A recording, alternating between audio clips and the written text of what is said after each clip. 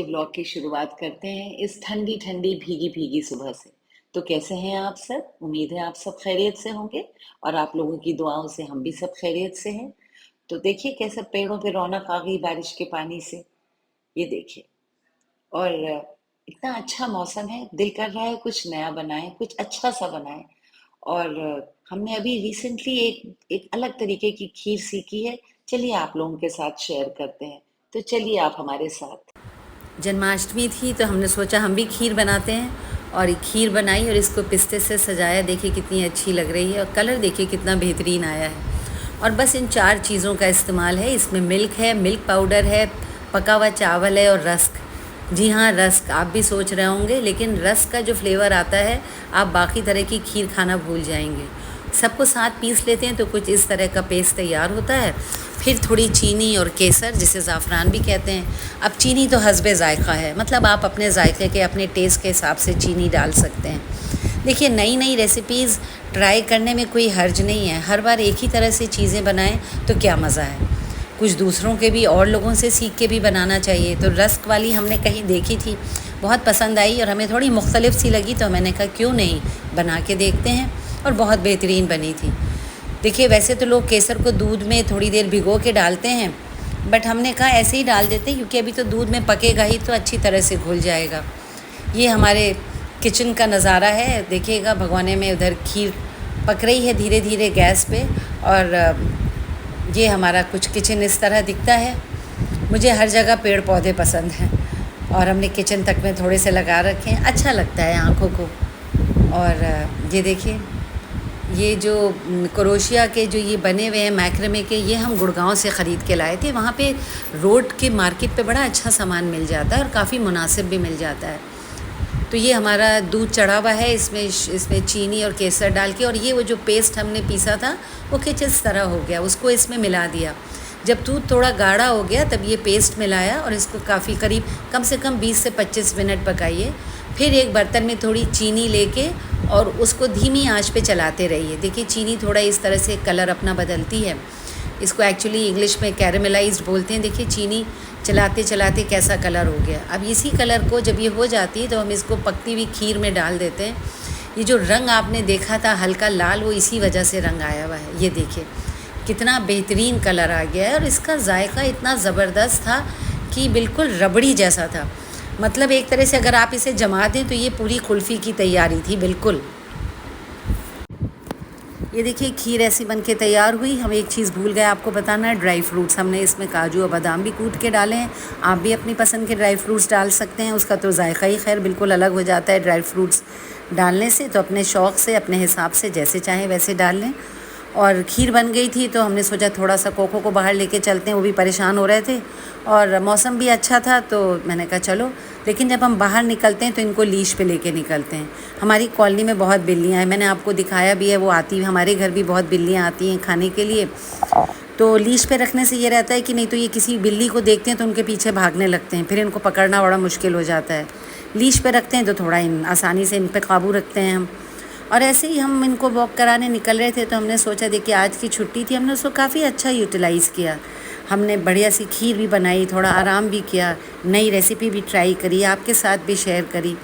And while doing all this, I just realized that we working women often face the challenge of balancing our professional responsibilities with our personal and family obligations. आसान नहीं होता है किसी भी बाहर काम करने वाली ख़वातीन का और एक लेडी का, क्योंकि घर और काम दोनों फ्रंट पर बैलेंस बनाए रखना एक काफ़ी बड़ा चैलेंज होता है।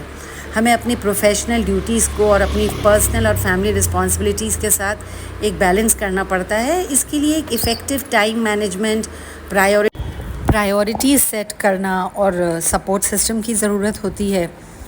And you must seek support from family and friends and take breaks when needed. इसमें कोई शर्म की बात नहीं अगर हमें हेल्प चाहिए अपने फैमिली मेम्बर्स की। और हाँ, सेल्फ़ केयर को भी ज़रूरी समझना चाहिए ताकि अपने काम और पर्सनल लाइफ में हम एक्सेल कर सकें।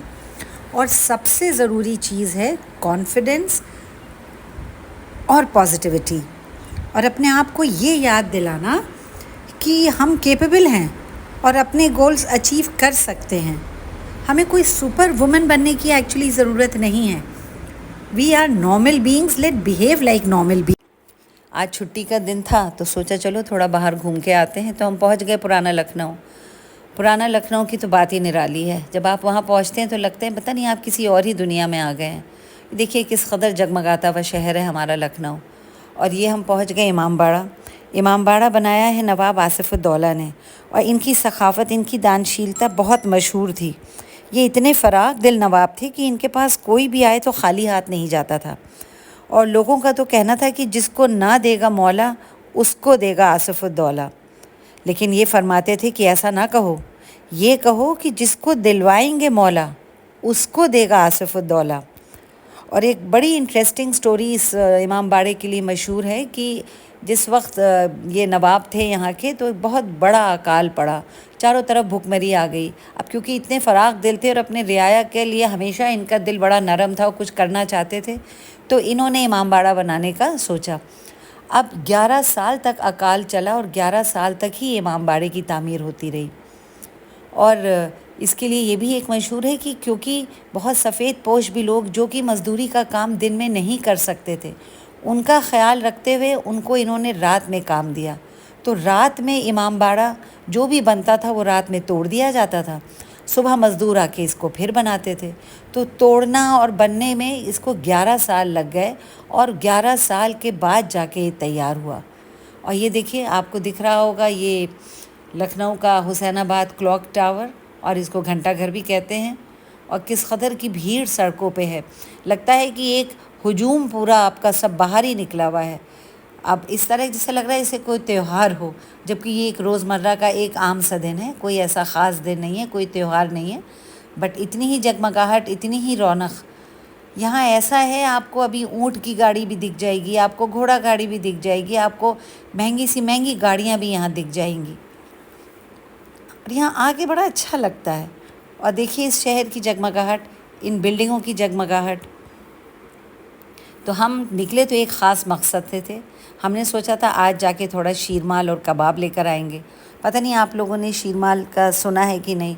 एक लखनऊ की ख़ास रोटी या ख़ास पराठा होता है, ऑरेंज कलर का, ज़ाफ़रानी कलर का, जो दूध, मैदा और ज़ाफ़रान के साथ बनाया जाता है। बहुत ही मुलायम रोटी होती है वो, और कहते हैं उसको आप 2 उंगली से तोड़ लीजिए, और वो ख़ोरमे के साथ, कबाब के साथ बहुत ही लजीज लगती है, बहुत ही टेस्टी लगती है, और दूर दूर से लोग इसे खाने आते हैं। तो ये देखिए ये जो बिल्डिंग है ये छोटा इमामबाड़ा है।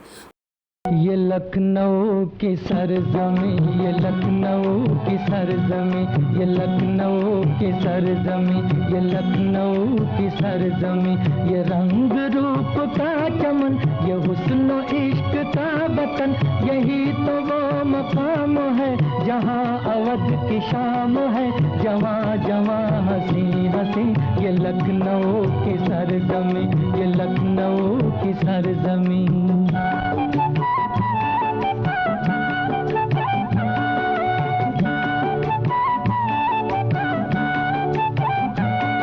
शबाब शेर का ये घर, ये अहले इल्म का नगर है, मंजिलों की गोद में यहाँ हर एक राह गुजर। ये शहर लालजार है, यहाँ दिलों में प्यार है, जिधर नजर उठाइए बहार ही बहार है।